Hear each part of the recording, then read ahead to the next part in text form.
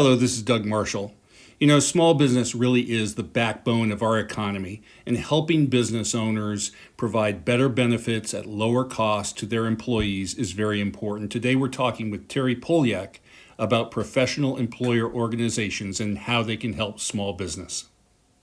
Good morning, Terry. It is great to see you, and thank you for taking a few moments to talk with me. It feels like spring is starting to enter the air. Are you feeling the same way? It's always nice. Thanks very much, Doug, for having me here. And, spring is always everything that the people in Seattle wait for months and months so that we can finally get to that days and days of sun. So it's exciting. Yeah, so let's get right into this, not waste any time. So tell us, what is a PEO and what does it do? It's a great question. Actually, I will start with a bit of history of Insperity, because Insperity actually is the originator of the PEO concept 36-ish years ago. Paul Sarvati and his partner, Jerry McIntosh, at the time were entrepreneurs, just like a lot of the folks that we know and love in the small business world.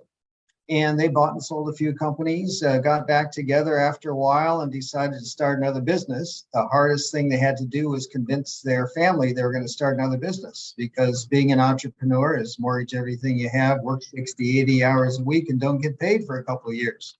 But that's yet the backbone of America, entrepreneurs. So they learned in their other businesses that they had, and from their entrepreneur buddies that they had, that if they took care of their employees the best that they could, give them the best benefits, give them a succession plan, a culture by design, not by default, and really focused on their employees, that means their employees would really take care of their clients, and in effect, the clients would take care of their bottom line. If they're taking care of their employees, that also means that their employees are typically going to give them higher productivity, lower turnover, and in effect, stay and be loyal for a long time. So once they did that, they said, okay, well, how are we going to make money with this? Which is the second question. So what they did was said, well, we have all these other entrepreneurs and small businesses that have the same problems we did. Why don't we create, and they came up with this concept, a professional employer organization. The basis of that is pretty simple when you really think about it. We're consolidating over 10,000 businesses under our federal EIN number, which means Insperity, Paul and his group had to get special legislation passed in all 50 states and through the IRS. And with the IRS, they get recognized as the employer of record. We're a certified professional employer organization. Not all PEOs that exist today are certified PEO. At any rate, so once they got all that taken care of, they started getting together and the benefits that would be able to be available for the small business. So at the end of the day, what happens is, because of the way co-employment works in a professional employer organization, a true PEO like Insperity cannot make money on healthcare. We are consolidating all these businesses under our federal EIN number, and it gives us the effective group size with those 10,000 businesses, all their employees and their dependents who are on our healthcare plans, of about 300,000 belly buttons. So we have the economies of scale of a very large company. So consequently, the companies that are allowed into our group, because we're basically managing a risk pool, but we only allow those that are a good risk for the risk pool. If we do that, we keep costs down for everybody, and you get very high benefits. So an example would be healthcare, which, healthcare is crazy nowadays. Typical small business can't really afford more than one or two plans.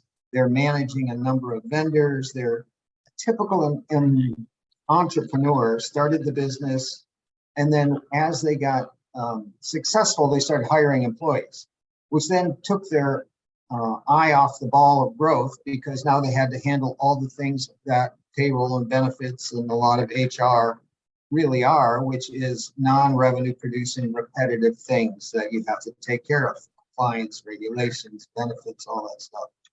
So by having us take that over, through the PEO model, it allows the business to grow faster, run better, and make more money. Does that make sense? It does, and thank you for that. Not only the explanation of what it is, but also some of the historical background, because I think that's important. But boy, I feel you. I know, in talking with small business owners, the whole thing about providing adequate benefits, it's so hard for them to compete against the larger company. This might be a solution. Yep. Now, one of the things that I noticed on your website is you make a differentiation between a small company and a mid-sized company. Can you give us a little definition around that, please? You bet. For years, up until about 3 years ago, the only solution that Insperity had was our comprehensive solution called workforce optimization, which is the true PEO co-employment model. So we also created a more traditional model. A traditional model is what an employer is doing now in a small business. They're handling everything. They're taking their own risk and liability. They're managing everything.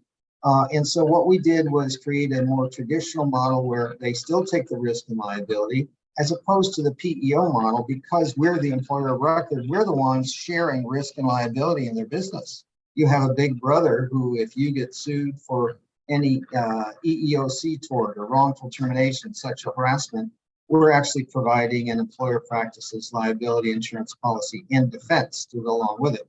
Again, keep your eye on the ball, growing the business. We handle all the stuff in the background.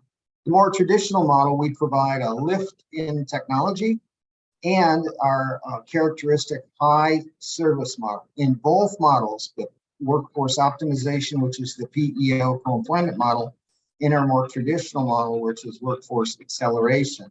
Each one of those has a personalized team of experts to your company.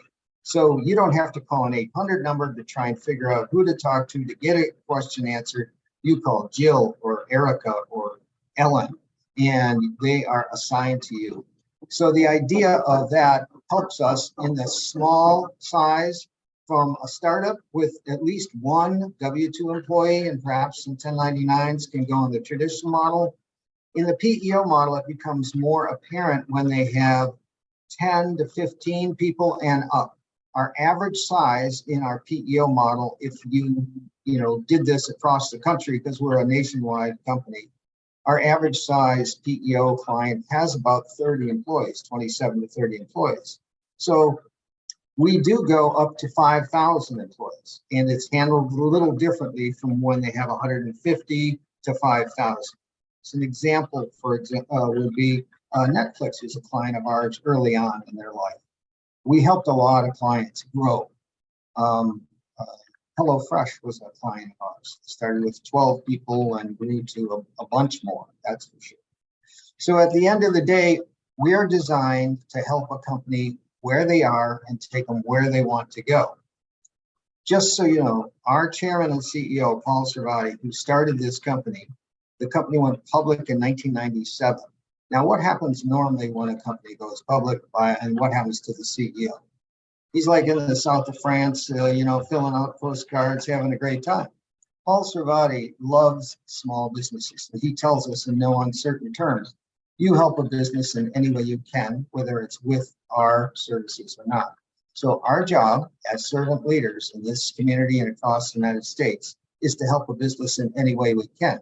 To, for example, connect them with good people like you and other professionals. Mm-hmm. Whether or not we can help them with our business, it's not for everybody, and we understand that. But we know that small business is the backbone of America, and our mission statement is helping businesses succeed so communities prosper. We live it. It's not marketing speak. Okay, so one last question. Thank you for that. I like craft breweries. When should they consider a PEO? Actually, they should consider a conversation with me now, and we can figure out how I can help, whether it's with our traditional model or whether the PEO model when they get to be, and it also depends on their pains, right? What are they going through now? But that's the whole point of having a conversation. And it's a non-threatening, non-sales, it's a conversation. And I've been around the sun almost 71 times now. And I'll tell you, I have the scar tissue of owning my own businesses, as well as helping businesses in all kinds of different industries. And my job is really to get to know people and see how I can help them. It's who I am. And I can attest to that. Thank you very much for taking this short while with me and with others. I'm excited to get this video out and really looking forward to seeing you next week. Thank you very Awesome. much. Thanks, Doug. I appreciate it.